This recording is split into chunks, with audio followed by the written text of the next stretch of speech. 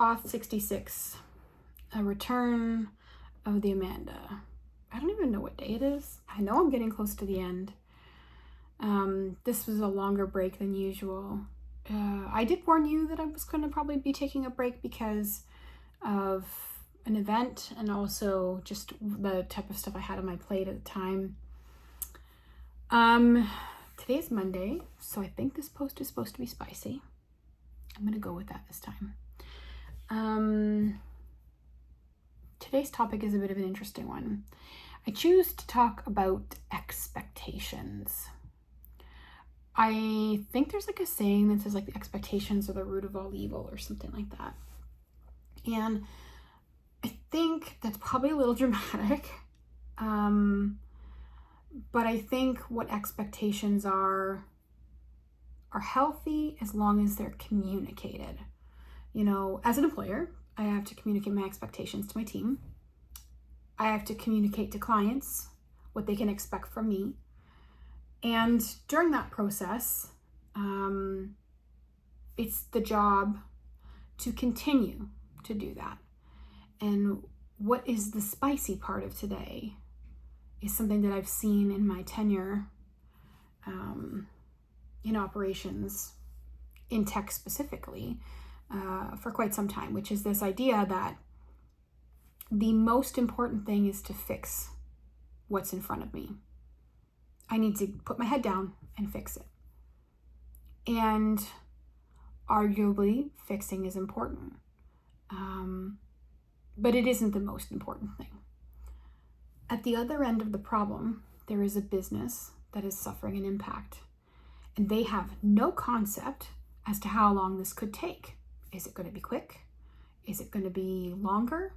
They might have staff that they have to take out and rotate into doing something else or refocus.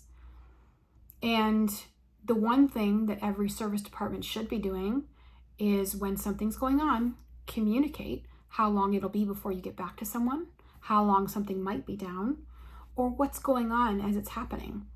I've had that argument a lot of times with technicians, like, well, somebody else can do that because I'm focused on fixing.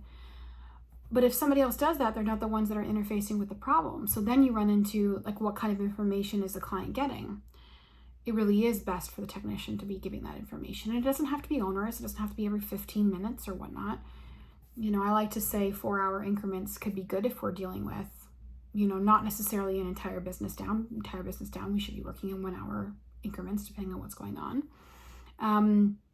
Some of those can be handled by the technician. Some of them can be handled by the service manager, depending on the severity of what's going on. But how else will the client know what's happening, right? Like, they could just be sitting there going, like, it could be fixed. It could be fixed 5 minutes from now. It could be fixed 2 days from now. But there are other impacts in the meantime that they have to mitigate and deal with. And if you don't communicate what they can expect, then what the hell are they supposed to do? Guess, right?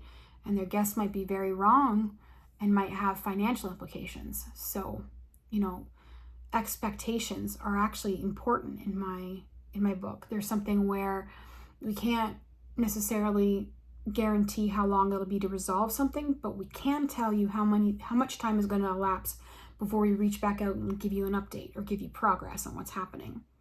Because your time is important, but so is the client's, right?